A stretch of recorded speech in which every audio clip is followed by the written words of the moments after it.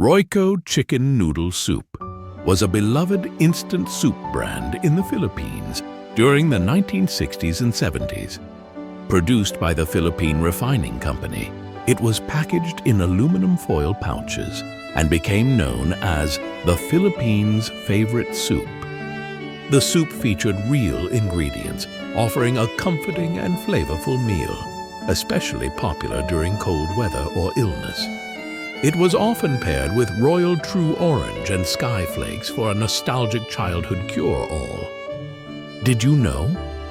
Royco Chicken Noodle Soup ads featured a young Alfonso Alfie Anido in 1964, years before he became a movie star. I left Juan for you. Iniwan ko siya para sa'yo. Naintindihan mo? Iniwan mo si Joanne? O iniwan ka ni Joanne? Although its popularity declined in the 1980s due to competition from brands like Maggi and Lucky Me, Royco remains fondly remembered for its quality and nostalgic family connections.